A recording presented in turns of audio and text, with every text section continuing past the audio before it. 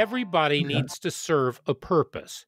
And so back at that time, when children were born, they would run around, they would play, but they would still have chores around the house, because once they were weaned and once they could move about, then they would start to learn things, but they would play. And the play would have to do something with learning the social mores. And this is what child's play is in the evolutionary scale, according to Dr. Peter Gray, is it's learning those social mores, and it's also learning it's almost a reproduction where they play mommy and daddy sometimes. Sometimes it's boss and worker. There's a whole bunch of stuff. I mean, we played Fred Flintstone, and we did the Flintstones. How many kids want teacher? Now you sit down and do this, and they handed out lessons. Oh yeah, I knew a lot. They did teacher. They did newsroom.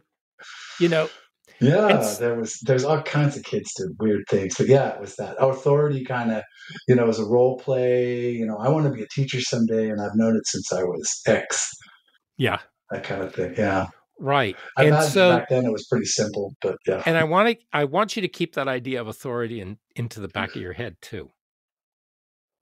But yeah. So they play all these things, but eventually what they do is they figure out what they're going to do with their life and how they're going to be supportive of their spouse or their family or even their community. So they're going to apprenticeship. Yeah. They're going to go into an apprenticeship.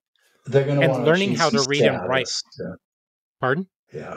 They're going to want to achieve some status, some sort of status outside the family and the reputation and the kinship. There's status. So their role in society, would be their status. And we're not talking about high status or low status, just generally speaking. Yeah. Right. And I think we're beyond where they go through, but maybe they still do. And maybe we still have the rite of passage with in some communities. For instance, the Vision Quest kind of thing.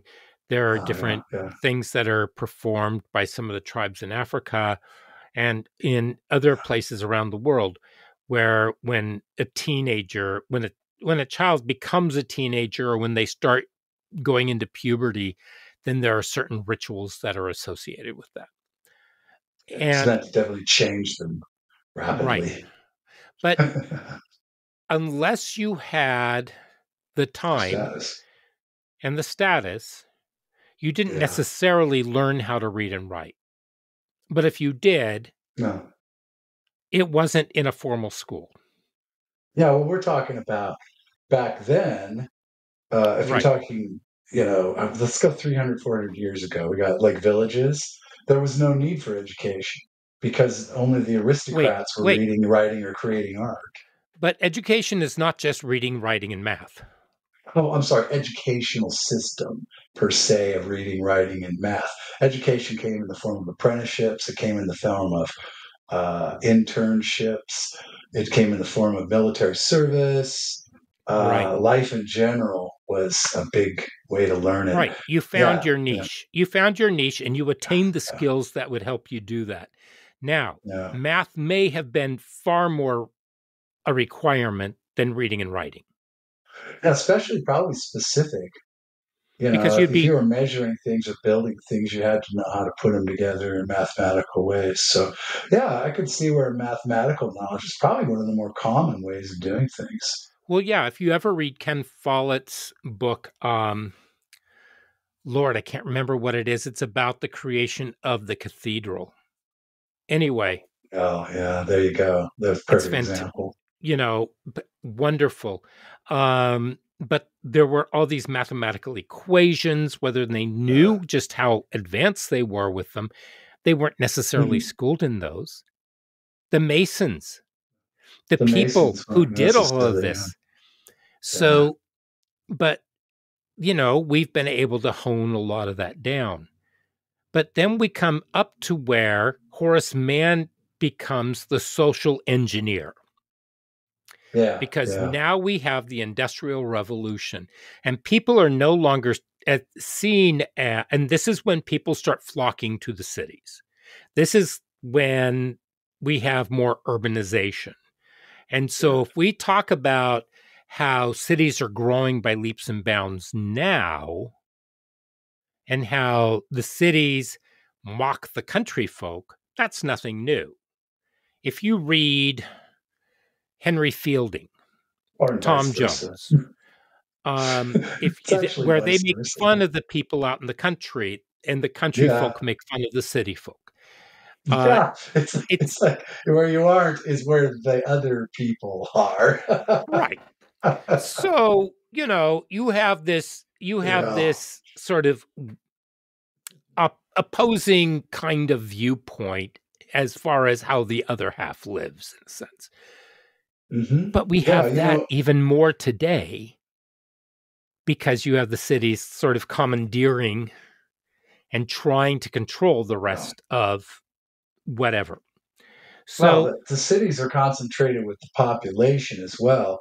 So in a democratic society that votes, they don't have to try. They have a concentration of voters.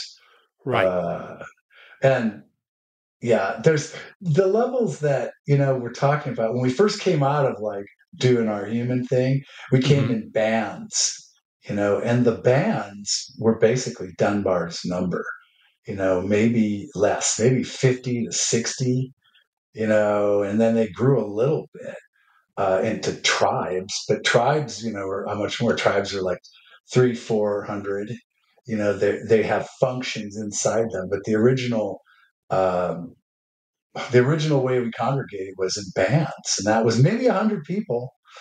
And then as you got higher into like bigger communities, there was more accordance and adherence to society's authority. But when capitalism came, it said the individual is the king. Individual endeavors should be rewarded. Individuals can own, no longer it has to be a king or a lineage. And that's what kind of broke things into the big time, cities like New York City.